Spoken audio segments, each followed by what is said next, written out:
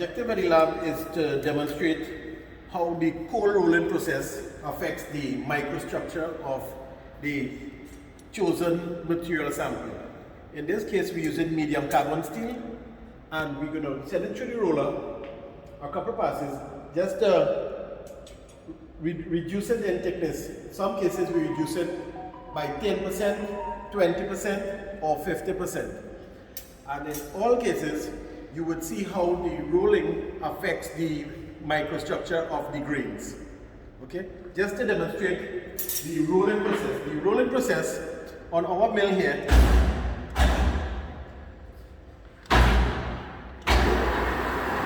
right? You just send the material sample through and it comes out on the other end.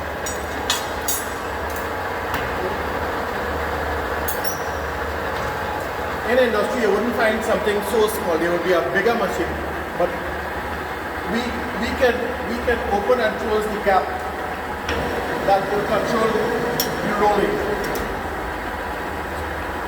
according to the rate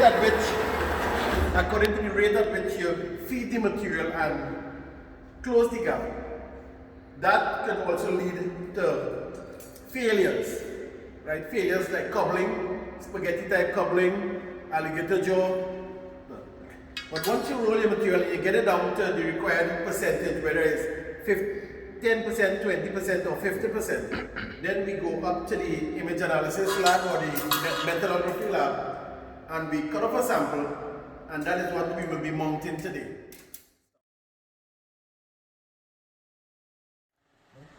Let me get started here. Turn on the water.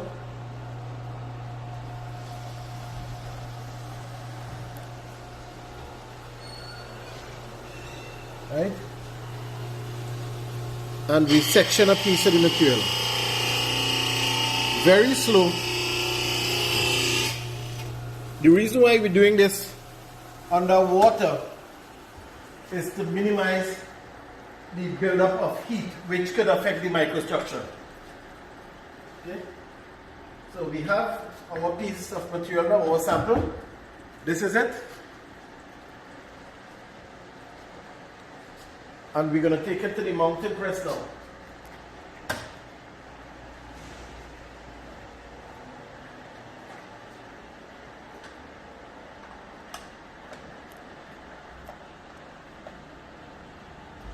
And at the press, we set our timer for 15 minutes. Right? We set our timer for 15 minutes. And we mount our specimen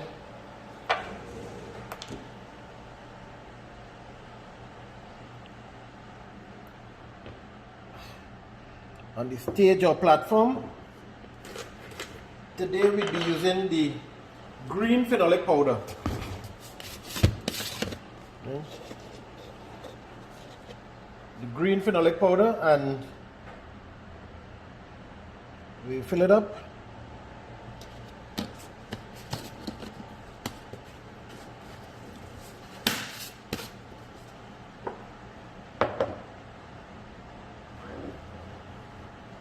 Put it up on the press.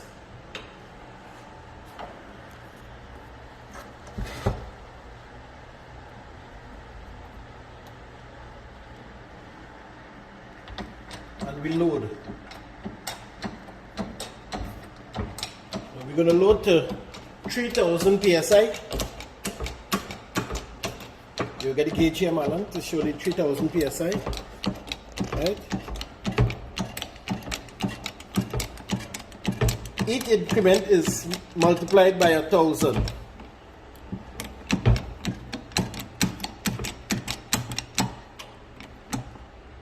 So here we are at 3000 psi. Put down our heated element, and we set the timer for 15 minutes. Turn it on. Right? So we set the timer for 15 minutes.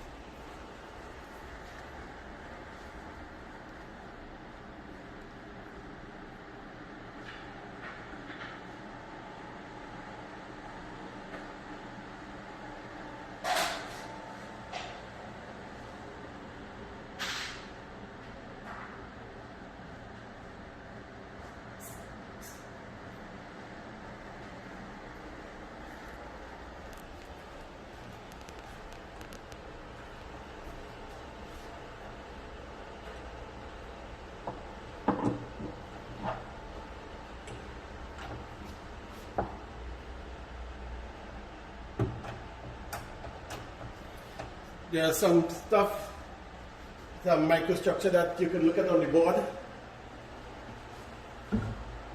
On the board.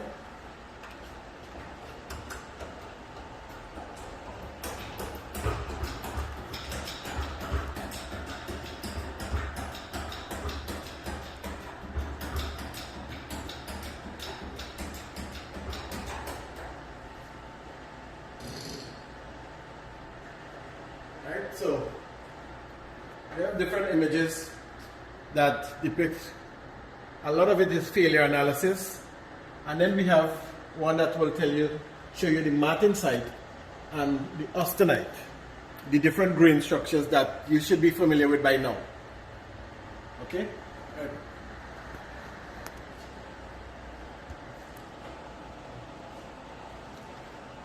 As we go along, you would understand what all or a lot of these are. Take for instance the very first one there, we have a welded joint. Right, so we should be about finished here now. We should be almost finished here now. And when we finish, we extract.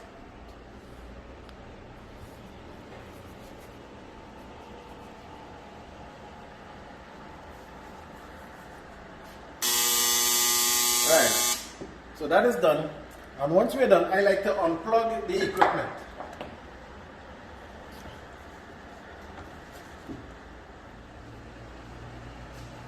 It will be a little on the warm side.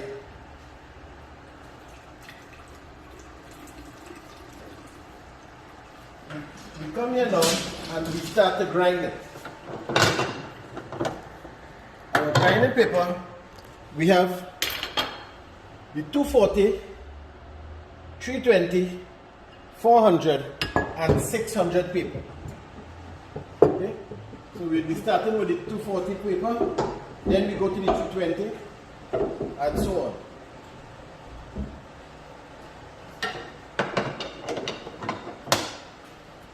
And this process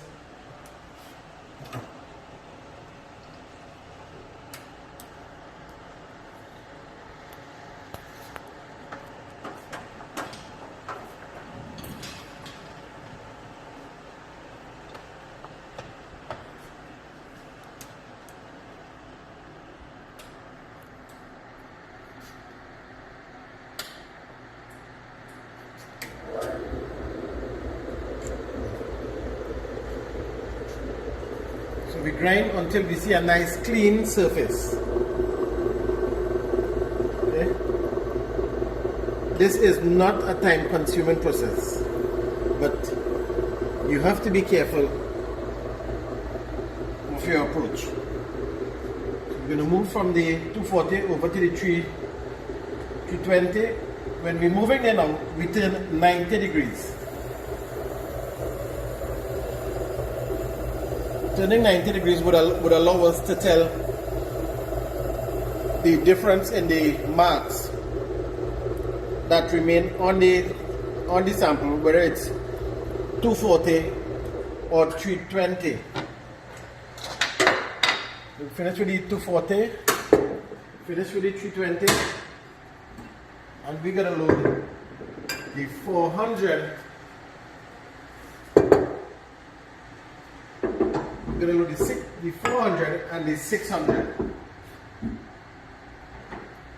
That's so much for the grinding process.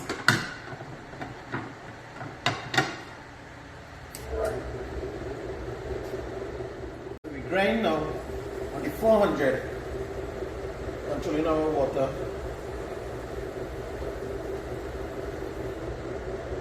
Right, and we switch to the 600. Turning 90 degrees again.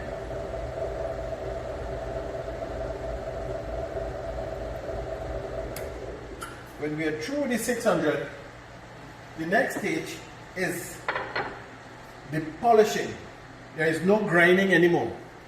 We are now over into the polishing stage, and we'll be using our metallurgic polishing compound. Based on the quality of the finish that we get from the 600 paper, that will determine where we start with our metallurgic. In the metallurgic we have 6 micron, 3 micron, 1 micron, and a quarter micron diamond paste polishing compound. So,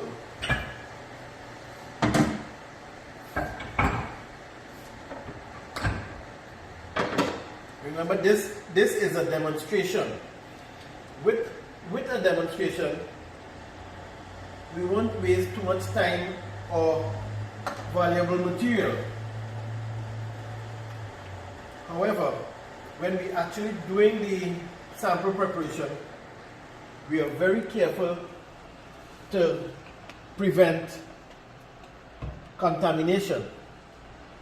Anything on the surface other than 6 micron diamond paste polishing compound is a contaminant.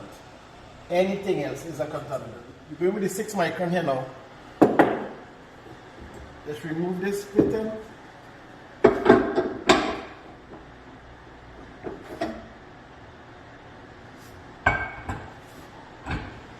And as this turns, we polish down to the 6 micron. Okay. From that stage now, we finish with the 6 micron. We will determine from there if we're going to use the 3 micron, the 1 micron, or quarter micron.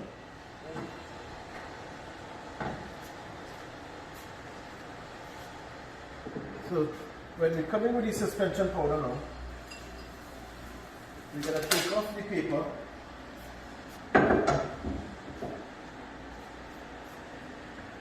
and put on a polishing cloth.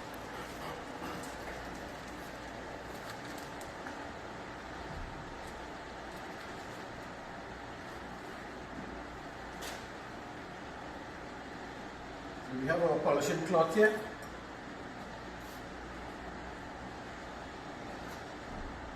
And we come with the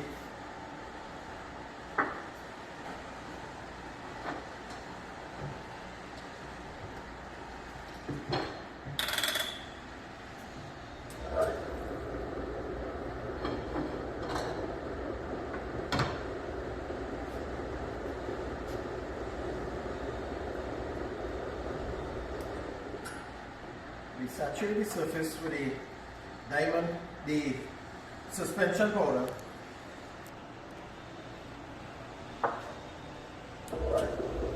And we come and we polish,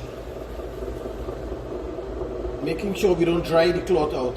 So we keep adding a little bit at a time.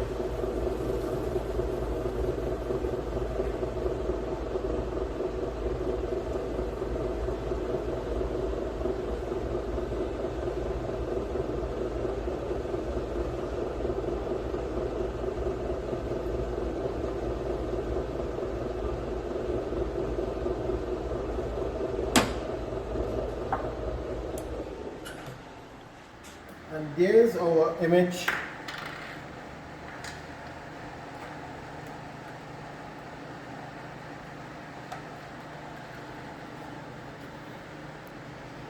We can see